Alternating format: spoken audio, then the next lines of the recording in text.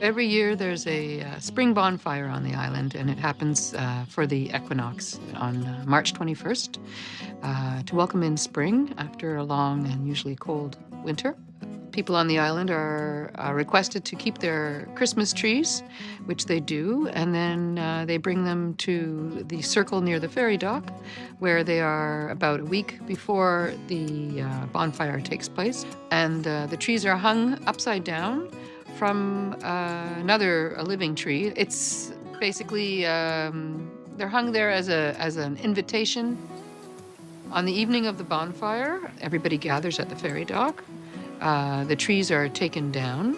There's a lot of people who play percussion, and we parade to the Wards Island beach, where we make a huge bonfire out of these trees, which by this time in March are quite dry. And we play music, and there's usually people doing some fire dancing and things like that.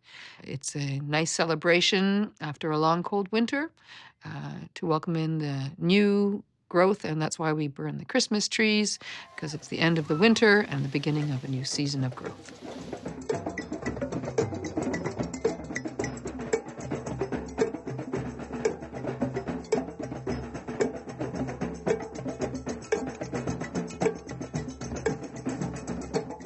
Most people who come to this event are usually from the island. Sometimes we have some people come from the city as well. It's not a large bonfire. It's usually quite small.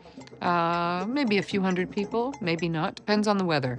If it's a warmer year, we get more people. If it's a cold year, we get very few. I like it because it's small, because there aren't a lot of people from outside of the island, and because it's the first time that we are all gathering after the long, cold winter.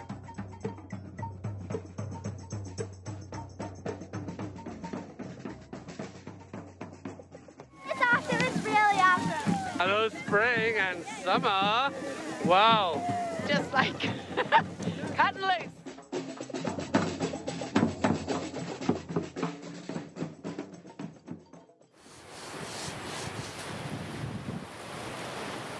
My boat is on a trailer next to my studio for the winter.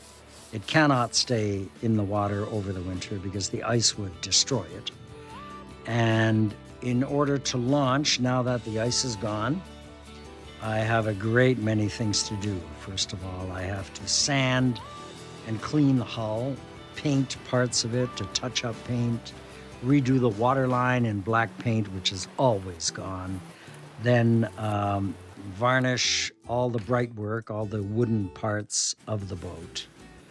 And that involves, once again, more sanding and more washing. It takes hours. Then I have to attach the rudder. I've got to check the oil, check the antifreeze water mix in the engine, check the state of the batteries, turn the engine over, see if it fires up. If it doesn't, figure out why not, replace the filters, do oil check, do fuel filter check. It takes all day easily to do a launch. And then if everything goes well, I have my own taxi for the summer.